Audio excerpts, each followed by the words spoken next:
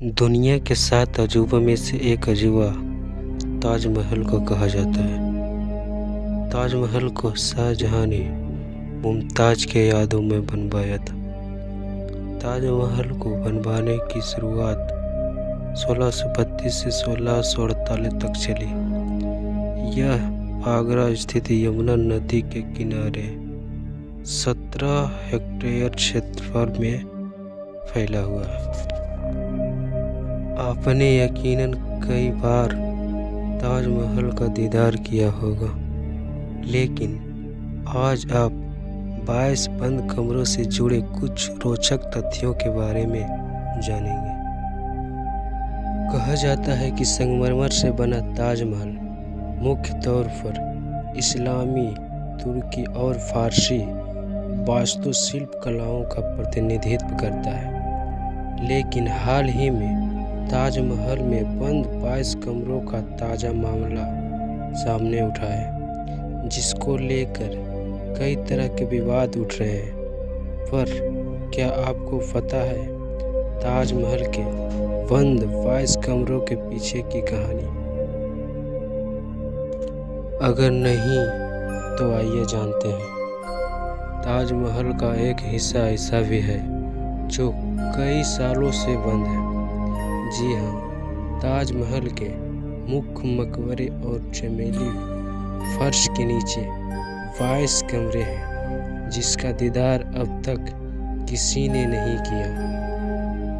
कई इतिहासकारों के अनुसार ताजमहल के ये कमरे कई दशकों से बंद हैं और इन कमरों को आखिरी बार 1934 में खोला गया था। वही कई इतिहासकार कहते हैं कि 1934 के बाद इन कमरों को केवल निरीक्षण और मरम्मत करने के लिए ही खोला गया।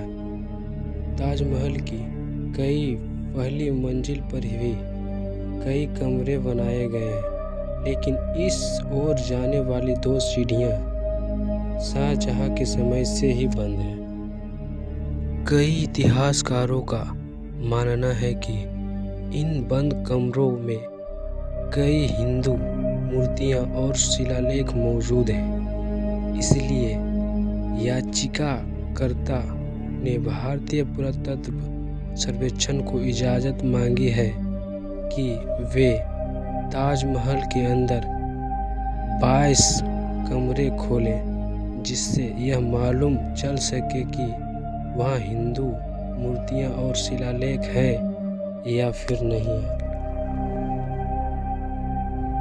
मुमताज़ और शाहजहां की कब्र।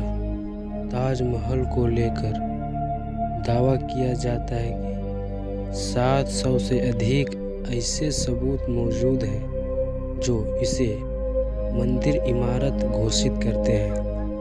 यानी वर्तमान ताजमहल पर ऐसे 700 चिन्ह खोजे गए हैं जो इस बात को दर्शाते हैं कि इसका रिकंस्ट्रक्शन किया गया है। इसी के साथ ही इसके 22 बंद तहखानों में छुपा सबसे बड़ा रहस्य। कहा जाता है कि सन 1934 में दिल्ली के एक निवासी चुनवाए हुए दरवाजों के ऊपर पड़ी एक दरार से झांककर देखा था। उसके भीतर से एक बृहद कक्ष। वहाँ के दृश्य को देखकर वह हक्का बक्का सा रह गया और भयभीत सा हो गया।